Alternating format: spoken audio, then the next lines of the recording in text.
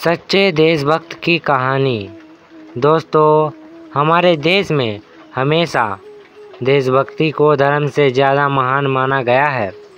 आज मैं आपको एक ऐसे देशभक्त की कहानी बताने जा रहा हूँ जिसे सुनकर आपको उस पर ज़रूर गर्व होगा और अपने हिंदुस्तानी होने पर भी। यह बात तब की है जब देश आज़ाद नहीं हुआ था।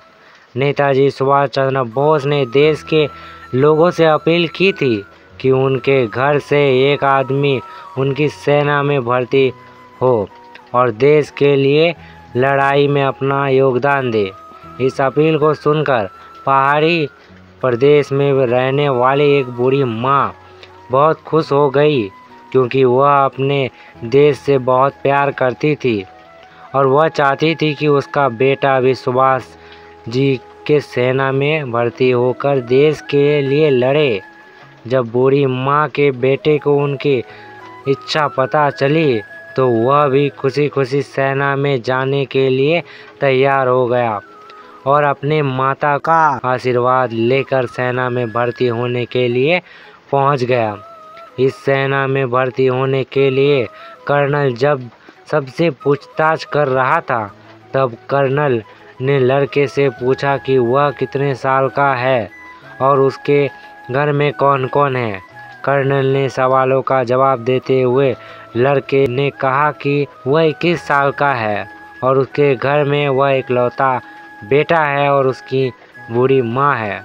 लड़के की बातें सुनकर कर्नल ने उसे सेना में भर्ती करने के लिए मना कर दिया, क्योंकि नेताजी सुभाष चंद्र का आदेश था कि घर के इकलौते बेटे को सेना में भर्ती न किया जाए, जिससे परिवार का सहारा कहीं छीना न जाए। हालांकि लड़के ने कर्नल की बहुत विनती की और उसे सेना में भर्ती कर लेने के लिए कहा, लेकिन कर्नल ने उसकी एक न सुनी और उसे घर वापस लौट जाने के लिए कहा। निराश होकर लड़का घर लौट गया और सारी घटना अपनी माँ को बताई। इस दुख को उसकी माँ सहन नहीं कर पाई और उसे आखिरी कुछ शब्द बोलकर वह अपना देह त्याग गई। माँ का अंतिम संस्कार करके लड़का फिर से सेना में भर्ती होने के लिए वहीं वापस लौट आया और वापस लौटकर उसने कहा कि अब उसके पास कोई परिवार नहीं है। उसके परिवार में एक सदस्य जो उसकी माँ थी, वह भी उसे यह कहकर चली गई कि वह आज से उसकी माँ नहीं है, क्योंकि वह उसकी देशभक्ति के रास्ते में रोड़ा बन रही है, इसलिए उसे उसकी माँ कहलाने का हक नहीं है और उसकी आलसी माँ भारत माता है।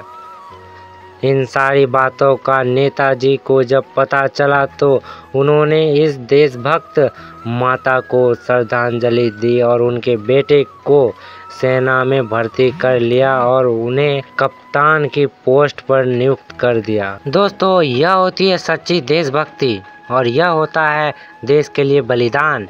घरों पर झंडे लगाने से या स्पीकर पर देशभक्ति के गाने बजाने से देशभक्ति साबित नहीं होती। देशभक्त के दिलों दिमाग सब जगह देश छाया रहता है। भारत में ऐसे देशभक्तों की कोई कमी नहीं है। ऐसे देशभक्तों को सलाम, भारत माता को सलाम। आपको वीडियो अच्छी लगी तो कृपया शेयर कर दे। वीडियो देखने के लिए धन्यवाद।